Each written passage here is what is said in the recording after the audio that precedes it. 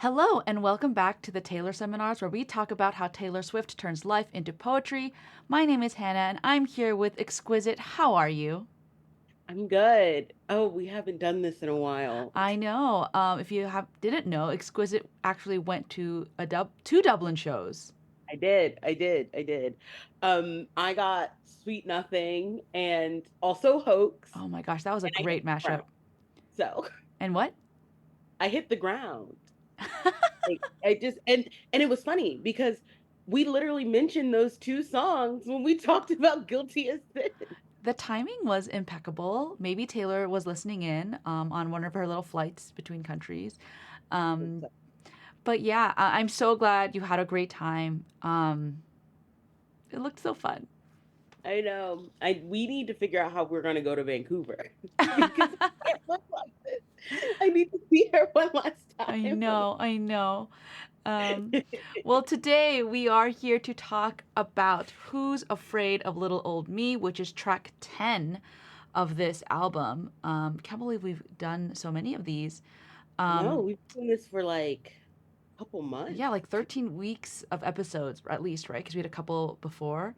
Yeah, Um, this song is interesting because it is written solely by Miss Taylor Allison Swift. yeah, Um, exactly. The last one we had that was written just by her was Once I Fix Me. my boy. My hmm Yeah. And this one, if I look at the credits really quick, it was produced by Jack and Taylor. And hmm so, but she basically, that just means she came up with it by herself. She didn't have a backing Yeah. track. She She just, did with all the lyrics and the melody and yep. the way everything sounds is how she wanted it. And then Jack came in and pushed some buttons. Yeah. He pushed Record. some buttons really well for this song, I think. Yeah. And this song, we know, is featured very prominently in the new TTPD set at the Eras Oh, tour. and this performance is so fun. And you don't even realize she cuts out like half of the verses Yeah. because she goes through it so smoothly. Yeah, and I think she has to. I think it's like a 5 minute long song. It is. Yeah, It is quite long. long actually. And she does show off some extra vocal chops. I feel like in the live version versus Yeah, this version, which I think is purposeful, um, because in this song she's a little more constrained until the end. yeah. And I think I don't know, there's just something about being in the crowd when she starts just yelling. It's just so good. It's so good. Like, but what if it is? What if they did? But we'll get there. We will get there. Yes, let's just jump in. I'll start with the first verse ish. The who's who of who's that is poised for the attack, but my bare hands paved their path. You don't get to tell me about sad. If you wanted me dead, you should have just said, nothing makes me feel more alive. Fun. Oh, chills. First of all, I love the beginning line of her going, the who's who of who's that, because who's who means like everybody who is anybody. Yeah, But she also goes, of who's that. So she's like, the everybody of the nobodies. Like, who even are you? yeah. You think you're this prominent person, but in actuality, nobody knows who you are. And so it's these, to me, it's like these anonymous, they're important, but they're actually anonymous. Like we don't know who they are. And they're the ones criticizing her. Like, who are Yep. you? They're poised for the attack. Yeah. Um, Even though she literally says, my bare hands paved their path. So all the work she's done is what set these people up to attack her. Yeah. And I mean, it's interesting. Like, is she talking about like critics, like music critics? Is she talking about artists who may be jealous or just don't like her? Um, we don't know. It's unnamed, but I'm sure it could even be the music industry players themselves. We do know she's had beef with certain high powered, profiled people in the music industry. Yeah, who maybe they're the who's who of who's that. It could also be if we're talking about like high powered people in the industry, the people whose names are like they own like UMG or whatever, but regular people wouldn't know their name. So they're Yeah. like, who is that? But Yeah. they are still the who's who, you know? Yeah, and I love all the B's and P's here: poised, paved paths, bare hands. I also when I heard bare hands, I don't think this is actually like a connection, but something that I thought about is in Mad Woman where she says you poke that bear till her claws come out. And so you kind of, Yeah. because this song is very Mad Woman, Angry Woman. Yeah, they're sisters. And I mean, she is like bare hand, like she it could have been bare hands. I Yeah, think she probably would laugh at that. Be like, well, the claws did come out. They yeah, poked the bear. yeah. But And also in that vein, like the imagery of like paving someone's path and like just being down on your knees, making a walkway for people. Like imagine how much that would hurt. I hate being on the beach because I don't like the feeling of sand and I hate when sand gets under my that nails. is so And so, hits like different of you. imagine The sand hurts your feelings. exactly. So I'm imagining her like on the ground, like digging through ground in her anyway, a lot of pain. She went through a lot of pain just so these people could come up and still mock her, but Yeah, whatever. like on the road she built, they're like walking on it and then attacking her. Um, In the shoes she gave them as a present. ooh. So she says, "You don't." She like turns to them, it's like she gets up, turns around, and says, "You don't get to tell me about sad." Which is very funny to have this coming immediately off of the last line of the last song being, am I allowed to cry? And then she's like, wait a minute. You don't get to tell me about sad. You don't get to control how I am sad. Yeah, and I think it's one of the first indications of the song where you see her fighting back and pushing back. Because Mhm. we obviously that's going to come to a head in the song, but it's like this moment of agency that she's like, wait, you don't get to tell me what to do. Um, and then this little, I guess it's a pre chorus. If you wanted me dead, you should have just said, nothing makes me feel more alive. I love the juxtaposition between dead, like wanting me dead, but then her feeling so alive. Um, that's really Yeah. fun. Like she is like, I'm fueled by spite. Yeah, yeah. Um, we kind of saw that a little bit in I Feel Reputation, where Yeah. she takes the pain and then turns it into like this is why we can't have nice things and things like that. Yeah. Um, and she's like, I'm not gonna let it keep me down. Literally, quite literally, she won't let it keep her down because in the next verse, the pre-chorus, or well, actually, this is the chorus. Yeah, you read that. No, It is. I think it is the chorus. It is the chorus. You read the next part. yeah, okay. The so I leap from the gallows and I levitate down your street, crash the party like a record scratch as I scream. Who's afraid of little old me? You should be. So good. I know. For people who don't know, gallows are like these medieval hanging things. They would hang people from them. So she's like, as she's being led to be hung, or if you want even more kind of a violent imagery, because the violence is all through this song, by the way. Like we're constantly bringing up violence. This song is like super violent in its imagery. She was literally hung, and instead of dying, she leapt off it. Yeah, I saw a tweet about that, asking like how you see the imagery. So personally, for me, for the longest time, I just thought like, so basically, yeah, like she said, the gallows, like it's usually on a platform, so people can see from far away that you are being hung, right? So maybe like, and Hmm. then it releases a trap door so that you fall through and you either break your neck or suffocate to death.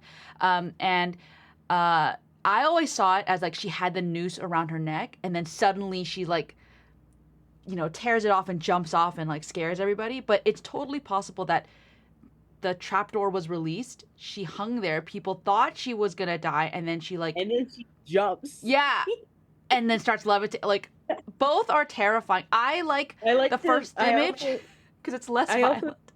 I mean, yeah.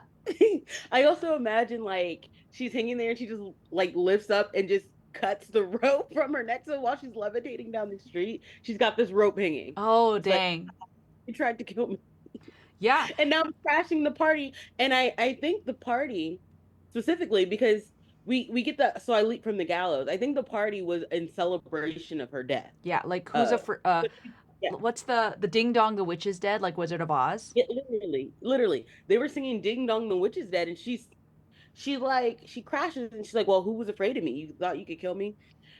And now you're like, oh, nobody's afraid of her. And she's like, well, you should be. I'm alive. Yeah. I'm here. Okay, I think that makes more sense then, actually, that she they thought she was dead, right? Hmm. And so she jumped off, yeah, like cut off that rope, levitated down, and was like, surprise! And one interesting thing is it actually connects really well with the verse, because if you wanted me dead, you should have just said, right? So like literally they wanted her dead. Like they tried to Yeah. kill her.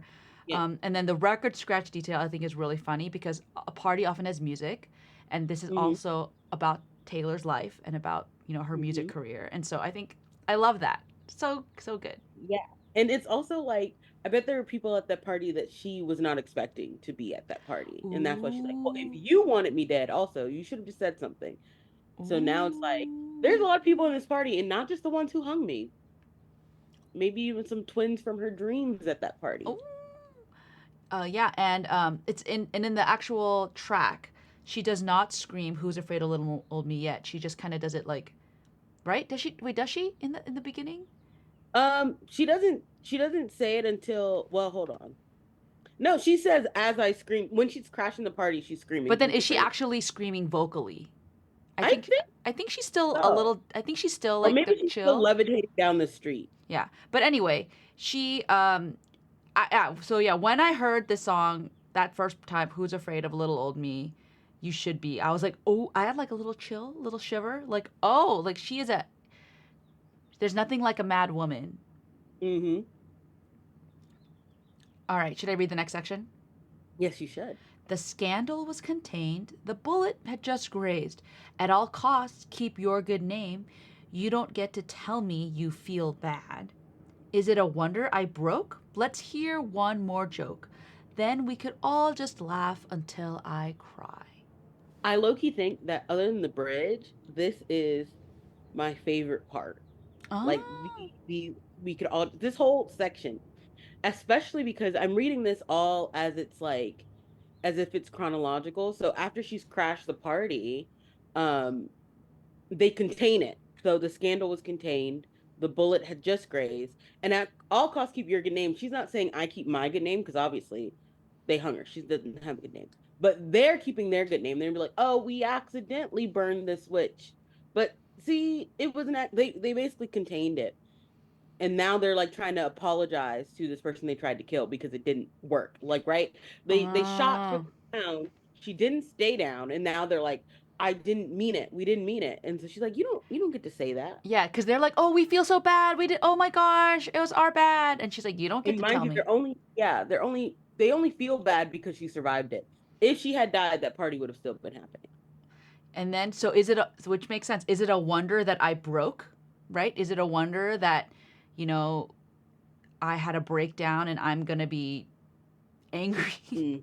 um, Especially, ooh, well, not to interrupt you. no, go. I just got excited. I had a thought that it's like is it a wonder I broke? Feels to me like they hunger for breaking or something. And then she's like, do you guys, she's like looking at the audience or whatever. She's like, do you see these people who hung me and are apologizing?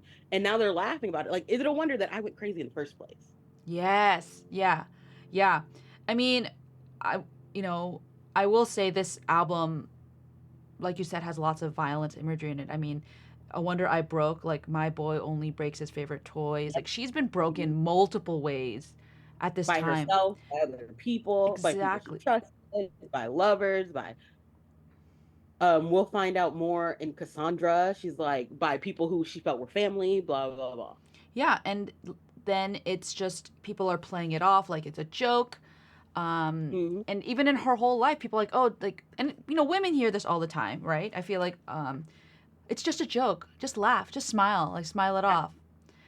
And I think that's why a lot of reasons why a lot of women do like this song is like, yeah, you like kind of feel what she feels, and then everyone laughs, and if she includes herself, right? Then we could all Yeah. laugh, right? Like so many times you try to So, but mask then she it. changes that we, Yeah, the we is so hmm interesting, but then and then she cries. she Only she changes cries.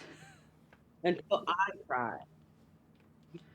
Yeah. She's the only one crying. We can all just laugh until I cry. And Taylor has written a lot about being the butt of the joke all the time Mm-hmm. and how that doesn't feel good.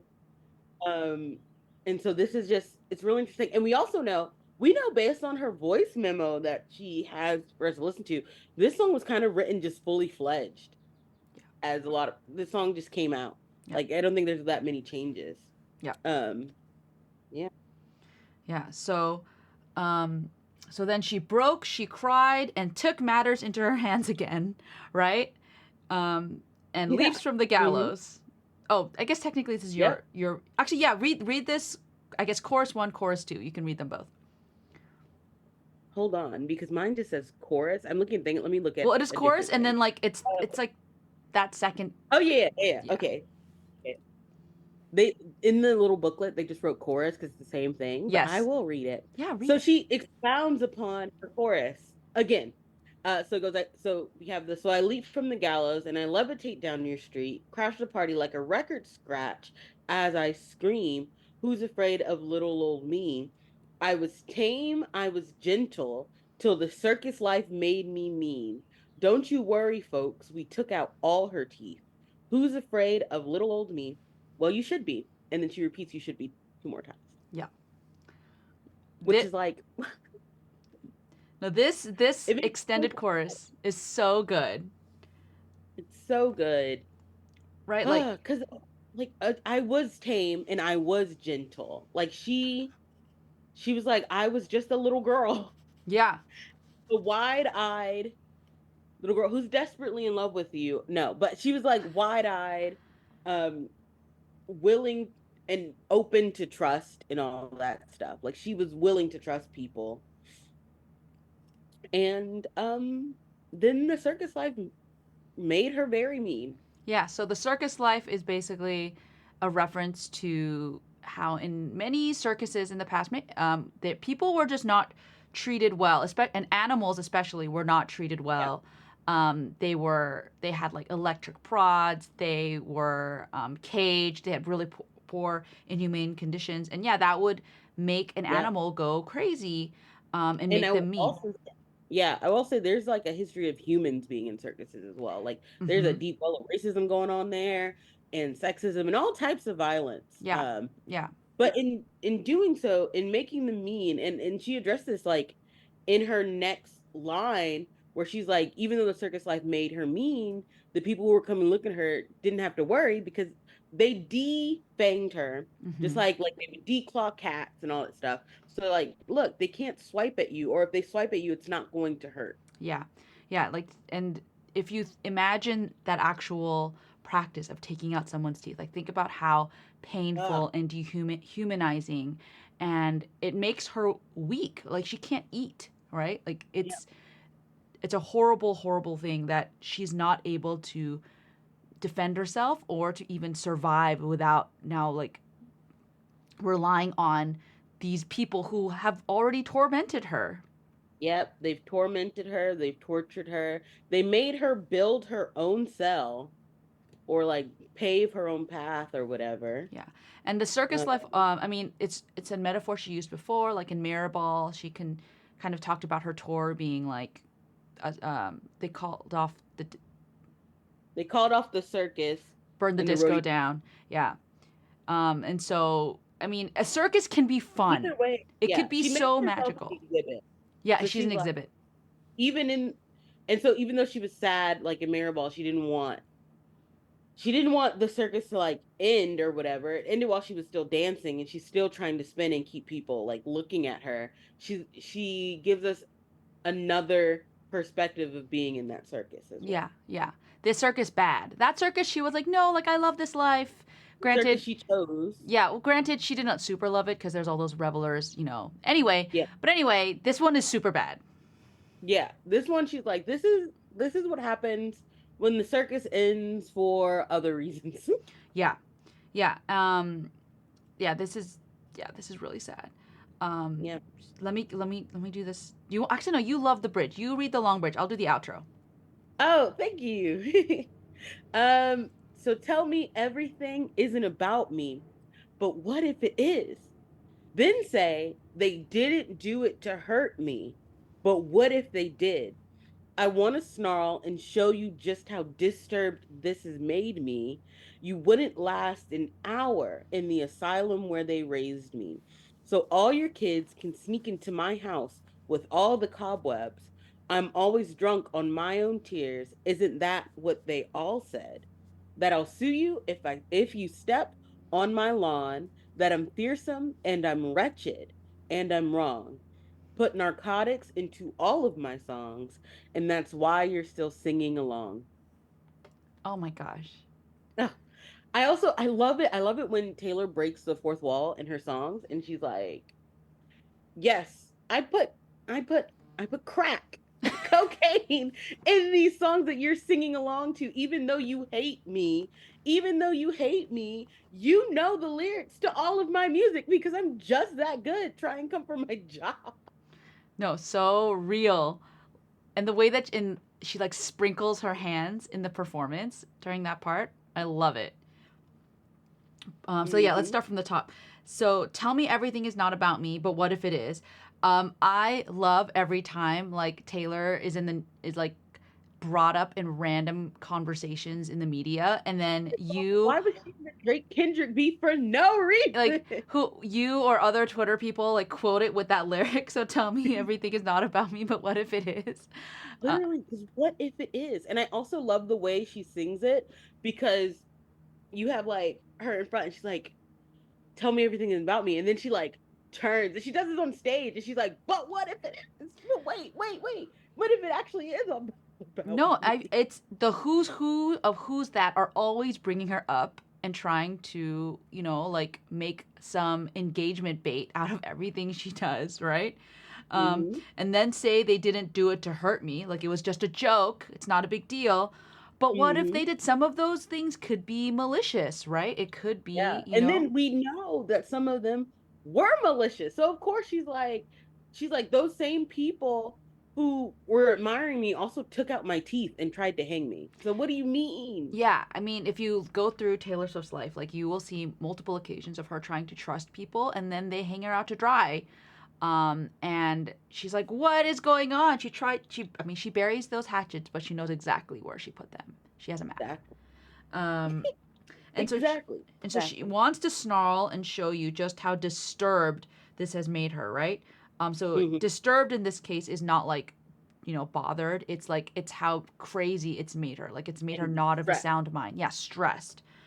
Hmm. And she wants to, and the crazy thing is, I want to snarl, and I was like, why is it that she wants to? I think she can't snarl because she doesn't have teeth. He doesn't have any teeth. Yeah, And to snarl is like to bare your teeth and like growl. And she yeah, doesn't have any teeth. yeah. She like just has to like keep her mouth shut, right? Because she's embarrassed, she can't do anything about it. Um, and then obviously a very famous line, which people at first made fun of, but now people use it all the time. In the And they still don't understand. you wouldn't last an hour in the asylum where they raised me. This does not mean the house that she grew up in Pennsylvania or Nashville or whatever. It is a metaphor, right? That now she's Quite literally comparing. a metaphor. Yeah, she's comparing. It was a circus life, and now she's comparing it to an asylum, like a place where people who are mentally ill were caged, in essence, Yeah. back in the day. Yeah. And especially if you think of, because I'm gonna ask you what time period you think this is in. Ooh. But I'm thinking it's at least around the time of the witch trials in America, because hello, Americana or whatever. So I'm thinking it's like around the time of those witch trials, and because we have the gallows. And so if you think back then, people who were sent to sanatoriums or asylums, it was it was a lot of women because they were like, this woman is just hysterical. Um, which also like, not to be like everything is misogyny, but everything is rooted in misogyny. Even the word hysterical has the same roots as like hysterectomy, as in like womb, and they thought women who had periods or whatever, they were just going to be crazy, so they just needed to lock them away. So a lot of times those were not good places for treatment, Yeah. especially of women and and people who actually needed help and assistance, and created a lot of very negative stereotypes.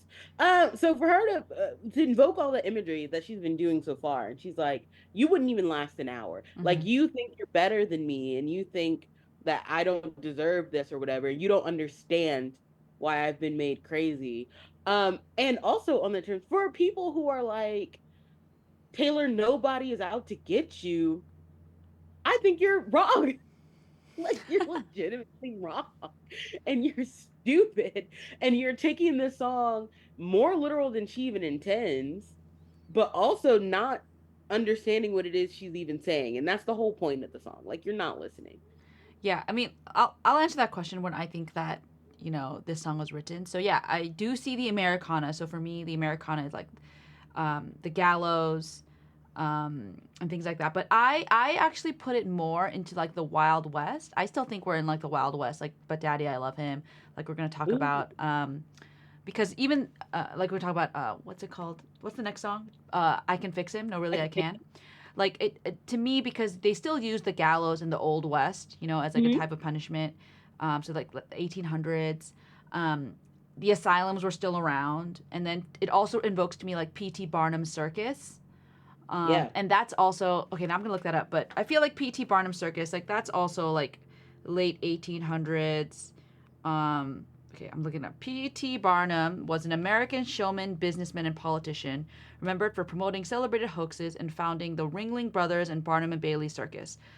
So he was alive, 1800s, 1810 to 1891. So for me, it's the 1800s. Is this?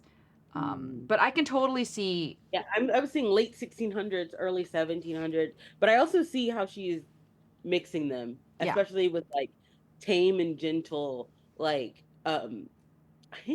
have you ever did you ever watch Avatar: The Last Airbender? Yes. And Wait, which one? The you show or the movie or the new show? the show, not the new show. I haven't even watched that. Absolutely not. The Yes, the cartoon. animated series. Yes. And do you know that Appa's lost days when Appa is lost? Yes. Um, after he's been stolen, and then they like take him to the circus and they like whip him. I'm upset. Actually, I don't want to think about that. But anyway, that's exactly how I see the chorus Oh and the my bridge. god. So for those of you who don't know Avatar: The Last Airbender, the animated series, there's a animal character named Appa who is like a flying sky bison, Yep, and he gets lost and he was tame, he was gentle till the circus life made him mean. literally, the circus life made him mean. Yeah. And I mean that's part of, what happens when someone is hurt so much and abused, especially when they thought the people around them were taking care of them. Um, Hmm. well, let's continue. So all you kids can sneak into my house with all the cobwebs. I'm always drunk on my own tears. Isn't that what they all said? Um, Literally, okay. You know that movie Monster House? I'm like, not to reference another cultural thing. I have not seen it, but I do know the movie. Okay, so there's this movie Monster House where, and I feel like it's a very American thing to have like that one neighbor with the really creepy house, and everybody, it becomes like you see it in a lot of movies where it becomes like a joke to sneak in or a joke to like go around the house and disturb people, and they're like, that's Old Man Jenkins, and he eats children for dinner if you go over there. And so for this one, they're like, oh, that's old Taylor's house, and she used to be in the circus and now she like lives over there and her house stinks probably, and but we can sneak in because I don't think she'll do anything, she's always just crying or whatever. Yeah, for me, the cultural touch point that reminds me of this is To Kill a Mockingbird, Yep. which civil rights era in America, and that one, Boo Radley's house, like he's like the scary person who Yeah. lives down the street, and they're like trying to touch his house and then run away. or also Jane Eyre because he kept his wife in the attic, and so she's the Ooh. mad woman in the attic thing. Okay, I'll raise you another literary reference. Um, I'm always drunk on my own tears. Isn't that what they all said? I like to think that's Miss Havisham from Charles Ooh. Dickens' Great Expectations. When this album came out, I was like, I tweeted it somewhere like, if there's a Miss Havisham reference in this album, I will, like leap off a very tall something. And to me, I think this is kind of the closest you get, where she's like this jilted. She's a woman whose husband like left her at the altar, and so she just Hmm. wears her wedding dress, every day. It's like rotting. Her house is rotting, filled with cobwebs. Like she still has the wedding banquet like laid out. It's like molding. Um, Hmm. so that always reminds me of like House of the Cobwebs, drunk on her own tears, right? And she's a very angry woman, and she Yep. like part of her plot is that she tries to get this boy, the main character, I think Pip, to be in love with her like niece, and so that she can break his heart. It's like really sad. Um, adopted daughter Estella, yeah, but Uh, yeah, yeah. it's yeah. She's just this sad woman who's drunk on her own tears, and who's mean. Like she is a mean person. She's gonna sue you even if you step on her lawn. Like she is a Karen. Like that's the what they're painting her as.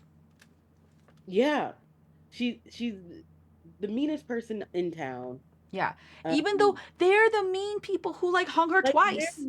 they hung her, and now they're breaking into her house. What did she do to deserve getting her house broken into? Yeah. Nothing other than people were. She didn't do anything other than people in town were making up rumors that she's just in her house crying Yeah. and drinking. And mind you, not even just drinking, she's drinking her own tears. She's high on her own supply. Yeah. Um, She's just crying a lot. yeah, so basically, like what that means is they're like she doesn't even have anything to cry about, but she is crying. Um, and so and also like it's like all of your kids, meaning the kids of the people who hurt her, and the kids of the people who she paved the way for these kids to even be here. By the way, Yeah. they're gonna sneak in her house and they're gonna step on her lawn, and she's going to quote unquote sue. And you can hear when she sings it that she's literally like quote unquote, "I'll sue Yeah. you." Yeah.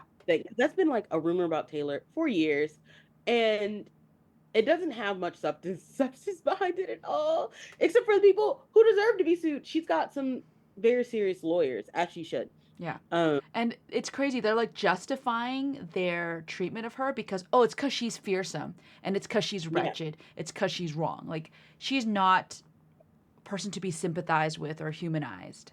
yeah, and I think especially that "and I'm wrong" thing isn't. It's not like she's wrong about something she said. It's like she's wrong as a human. Yeah. Something like her shouldn't exist. Um, so this wretched, fearsome thing shouldn't exist. And I love the fact that she even puts in, isn't that what they all said? Because she doesn't claim any of this on her, but she's like, that's what everyone else is saying. That's what Hmm. they're saying about me. And one of the rumors is that even while she's high in her own house on her own tears, she's sprinkling drugs, illegal drugs, into her music so people will sing along. Yeah, she's a drug dealer. She's a pusher at the end. She's a drug pusher. She is a drug pusher, is what it is. Yeah. Yeah. So, But no, exactly. yeah. So then she defends herself, right? I leap from the gallows, I levitate down her street, crash the party like a record scratch as I scream, "Who's afraid of little old me?" She does the extended version. I was tame, I was gentle, till the circus life made me mean. Don't you worry, folks, we took out all her teeth. Who's afraid of Mhm. little old me? And then we have this outro, 'cause you lured me, and you hurt me, and you taught me. You Yeah. caged me, and then you called me crazy. I am what I am 'cause you trained me. So who's afraid of me? Who's afraid of little old me? Who's afraid of little old me? I love that because I remember, and I don't remember which episode it is, but we have like talked and hinted at this like underlying theme of predation that is throughout this whole album. Yes. And this is one of the songs where it's like it's not just maybe like lovers that have preyed on her. It's been a whole industry of people who have used and abused and trained her to be a certain way. Especially because like one, if you get the like scared caged animal thing, when she opens up that outro with "cause you lured me, so you like brought me in with sweet treats and sweet nothings," and ooh, that wasn't even on purpose. And and and like promises of all the like good I could do or what I could be, or you like recognize my ambition for what it was and like slowly lured me in, and then you hurt me. And then after you hurt me, you taught me. So like I think the order of that is important because if you have a wild animal, they're like you break it in, and a lot of the ways in which animals used to be broken in were like desperately violent. Like they would whip them until they were broken from Hmm. their like wild spirit, and then after they're broken, you can finally begin to build them back up into what you want them to Hmm. be. So you have to be hurt first, and then they'll teach you. And then after you taught them, you cage them up. And that's the order in which she sings it. Like she was lured in, hurt, and then taught and caged. And then after all that shit they did to her, they're like, and it's because you're crazy. You need to be in this cage because you're crazy. But Yeah, that all happened because you hurt me. You broke me. exactly. It all happened because they lured her in the first place. Which is what she says in the next line. I am what you am because you trained me. Um, Like I maybe put if I'm putting narcotics in my song, it's because you gave me the cocaine. I don't know. You handed it to I mean, me. you could say that she writes her way out of everything, right? Like she Literally, takes her yeah. pain and she puts it into a song and then makes it so cathartic when we all sing along. And I Um, mean, if we like reference back to remember that conversation we had where you can look at Taylor's albums and like track where along the way she started to give into like not nihilism, but like she started to lose a lot of that like hopeful brightness. And she also sings about in Peter how she doesn't want other people to lose it. And we know it happened right around Speak Now. And that's part of the reason she has such a super complicated relationship with that album. Happy yeah. birthday, Speak Now. We're recording this on July 9th, last kiss day. But I bring up Speak Now because I think this is Speak Now is literally right around the time she has been lured in, right? Because with debut and Fearless, she gets her first album of the year. She's like fully in. And then as she is like putting together Speak Now, everything that happens to her when she's 19 happens.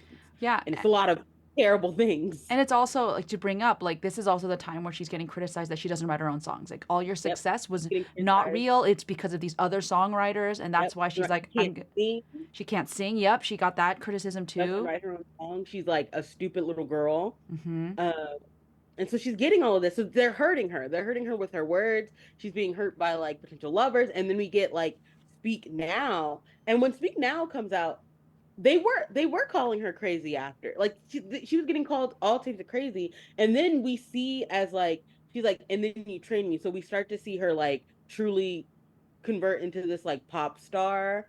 And we get Red and all of its messiness. And then immediately after we get 1989, which was engineered to be perfect, a perfect pop album. Yeah. It's, I mean, Um, not to say that it doesn't have Taylor fingerprints and Taylor exactly. did want to do Well, it, we know what she was doing. but she had to, she knew there was a game and she had to play it, right? Exactly. And we know this because in in 1989 Taylor's version, in the vault tracks, they're like information that she had purposely withheld because when she was even in like the breakup songs on 1989, she wasn't being as harsh as she could have been, even with like in How You Get the Girl or whatever. And then in in the vault tracks, we get like Now That We Don't Talk, where she's like, actually, we cared more about each other than maybe we opened up to saying. And then we also get Is It Over Now, where she was like, and he was hooking up with other people, even though we were over. But like she gives us so much more. She gives us so much more depth that she may have hidden because she knew 1989's whole point was to show that she could make perfect pop music. And that's why it is a perfect album. And And it so had we to speak be now. one that could withstand the misogyny, right? Yeah, So, and yeah. And people she weren't even ready says for that. in oh my gosh, where is my 1989 vinyl? I'm like looking for my CD because in the prologue, she literally writes about how she was like, I have to cut my hair and become an entirely new person because this is who they're training me to be. So she cut her hair off and Yeah. was like, all right, we're fully new. And mind you, she was 24. Yeah. No, it's, and That is so young. she's talked about it before, right? Like you have to women have to reinvent themselves every time, otherwise people get bored and they'll move on. And she learned They that said they taught that to her. Tame and Gentle Taylor from debut and Fearless was it was they had to break that. Yeah. And then Speak Now happened, and now she's mean to Speak Now all the time. I'm so sorry. It's not everyone hated being 19, so I understand. I Yeah. hated being I mean, 19. What actually going back to her old stuff, I mean, in Red is when we got the Lucky One on the album, and then later yeah. we got Nothing New, right? The Yep. cynical, sad Yep. version in the vault. And she wrote this like literally right after Speak Now all happened to Yeah. her. And also, even in Speak Now, we got castles crumbling in the vault because she did not want to share the fact that she was already like, they're gonna try and hunt me out and kick me out. And they are gonna say they hate me, even though I never wanted them to hate me. They're gonna think I'm nuts. Yeah. Um, and And all of this is like distilled into Who's Afraid of Little Old Me, where she's like, I think there is, and we talk a lot about agency, but I think there is a lot of power in her being like, I am what I am because you trained me, you did this to me. It's not just my fault. And we know Taylor herself is, even though people will say like she has a lot of like victimhood, she's prone to taking and internalizing a lot of the blame. And we know this because when she talks about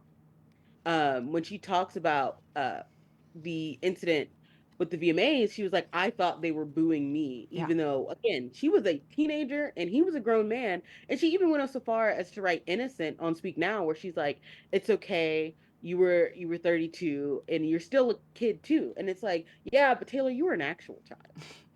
Yeah, and I think this also goes back to the theme of like fame, which we also see a thread throughout both sides of this album, right? Because I see a lot of this in Clara Bow, which Mm-hmm. so I don't want to talk about it too much because we're going to come back to it, right? Yeah, we're gonna get there. But even in that one, like it's a more I guess macro bird's eye view of this song, right? Where I definitely you don't hear the rage, but in that bridge, you kind of You see kind that of do a little bit in the yeah, bridge. yeah, exactly, right? It's um but I love that song because you could see the naivete all the way to the end where she's like, "Oh, am I just ready to be replaced?" Like anyway, it's Yeah. well, And then you can also tell where she's like, oh, they're luring in other girls. And this is like all of Claire Bow feels like the outro of you lured me, you hurt me, and then you taught me, including the whole mention of Beauty is the Beast that roars. But we're not gonna get there. But I do want to say something because you brought up Nothing New. And I think it's interesting how in the chorus, well, not in the chorus, in the bridge or post bridge or whatever, she goes, I wonder if they'll miss me once they drive me out, which is such a funny, not funny, but like interesting take versus in Who's Afraid of Me. They drive her out and she comes back and attacks, basically. Like she oh ruins my the party. gosh. She's not wondering if they'll miss her, even though they like try to scramble from her still being alive. And I think for And me too, it's more like in Nothing New, like she just thinks they're going to kick her out, but what actually happens is they try to kill her. yes, Isn't that good? like Ah! they don't chase her out with sticks in Yeah, like an angry mob. They like lynch try her. to hang her. Literally, they try to hang her, and then when that doesn't work, they like apologize. Oh, I just had this whole like thing. I'm so sorry. This is like follow me because if we read the story as if it's telling like literally. Oh, Linearly. thank you, linearly. Oh my goodness. Um, if we read it like that, like you get this woman who has been, especially we started at the beginning, she's like, they made her build all these roads and they put her in a cage. And then when they didn't like her anymore, they tried to hang her. But then she jumped down, crashed her celebration party, and they're like, oh, we feel bad about this. We're sorry. We didn't actually like mean it. And they contain the scandal of the woman they tried to kill and get out of town. Um, they handle it. They get a control of it by saying that okay, this lady is crazy, and they put her up in her house, and as she's aging in this house and still writing songs, they create all these rumors about her. They're like, that's the one we tried to kill because guess what, she's gonna sue you, and she's drunker on her own tears, and she is wretched and evil, and that's why we did all that. That's how we're containing the scandal or whatever. Mm. um and she's now in her house, and she's still in this house, she's still in this asylum where they raised her, and she's not leaving, but she's like, if I she's causing disquiet in this community, and it's all their own fault because she didn't want to, like, they're the ones who made her crazy and they're calling her crazy. Like this is nuts.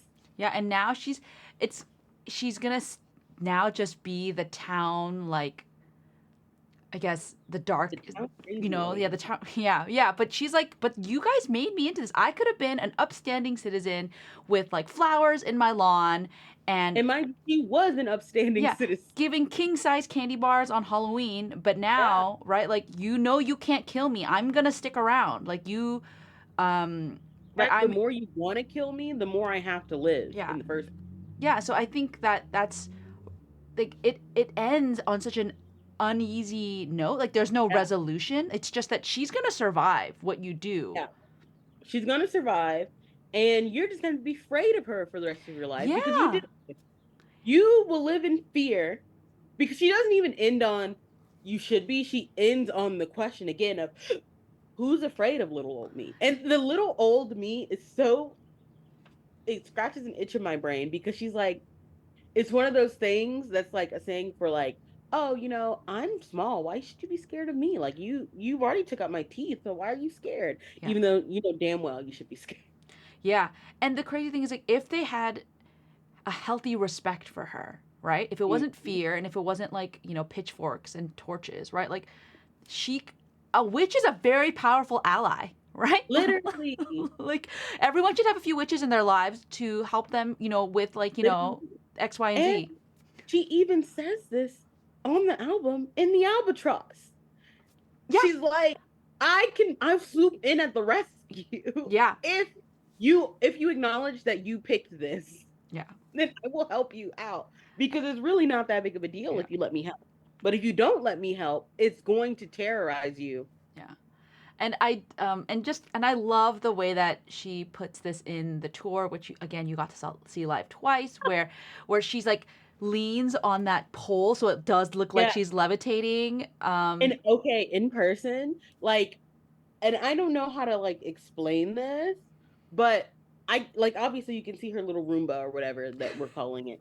But when it's on stage into it does, she looks like she's flying. It's kind of crazy. Yeah. Like it looks so cool. And at the end, when her eyes like turn white in the screen, Oh, that is so oh, cool.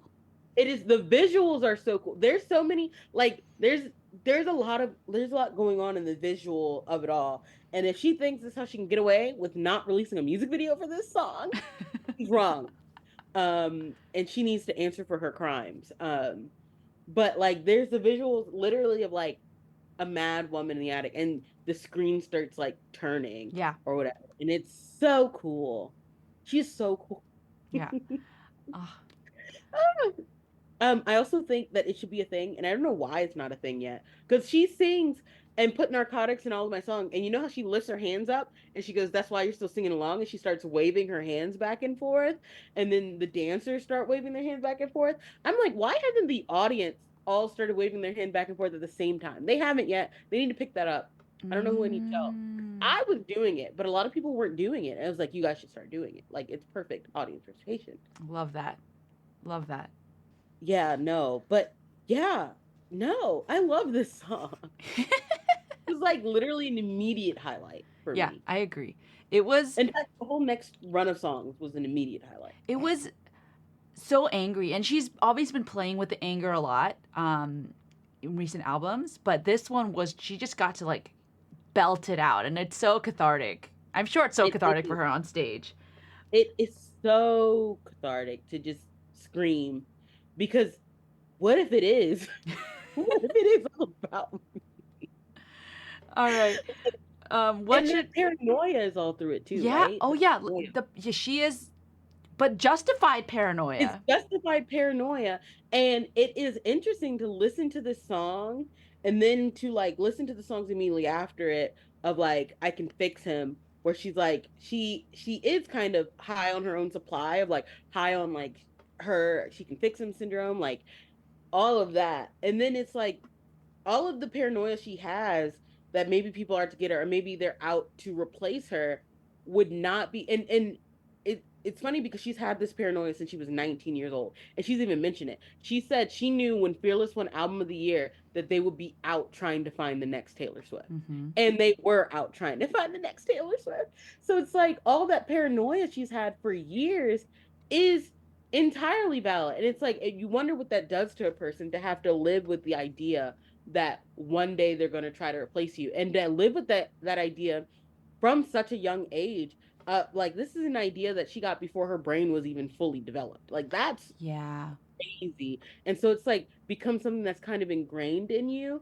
And we do know, like, based thankfully to the like the rest of the album, that she has learned how to deal with this in a more healthy way, I think. Mm-hmm. And she's learned how to like process her fame. But again, and I've said this before, people for some reason don't recognize Taylor as a child star, which she was. So it's like her lashing out, because everybody's like, oh, child stars lash out, blah, blah, blah, blah. But her lashing out looked different. And so, again, is it a wonder she broke? Yep. Well, And, on that note, any ideas for the emoji of the week? um, actually, let me pull up and look through the emojis because now I'm like, I mean, we could do a purple heart for speak now. we could do a purple demon emoji, the one that's like got the, because Oh for yeah, speak now, let's do that. Let's do the also purple speak deep. now is when she went crazy. That's what I'm saying. That's what I'm saying. So I think it all fits together. Little purple demon emoji, devil emoji. Yeah, If you made it this that's why far, now the perfect album, and also why Taylor is low key right to ignore her the way she does. But whatever. yeah. I think it would be fun if, like, when we finally get through the Tortured Poets Department, all of the tracks, we could like look at some of the mashup she's been doing, and like write out like write out how she's been singing lyrics, and then like look at those as new songs, because they are new songs. She's like crazy, but yeah, Yeah. Sounds good. I mean, we still have a long way to go. there's a Okay. long way to go. I didn't even mean to say that on the record. I just got excited. Don't worry about it. Don't worry about it. No one will hold you to it. I promise. By the time we're done with this, Eras tour is gonna be over. What are we gonna do? Oh my gosh. She'll release TS12 by then. Exactly. We won't be after that. She'll be focused on At her movie. minimum, Rep TV tracks will be out. Exactly. Yeah. Exactly. And then debut TV track. I'm so excited. I'm so excited for debut TV because I'm like, I have my suspicions, and I'm like, I want to know what's on there. Yeah. What else is she leaving? What else did she keep out of the story that she? Also, how do you pick the best songs from when you were like 10 through 14? Which it's crazy that she has so many though, right? Like, Yeah. uh, That girl, she was like, I write every day until she dates someone who makes her creativity just die. And then she's like, oh God, I need to get out of this. all right. Well, thanks everybody for listening. We will see you again very soon for our next episode, which is I Can Fix Him. No, really, I can. Short and sweet, but I'm sure we'll still have time to talk about. Yes. All right. Bye, everybody. Bye.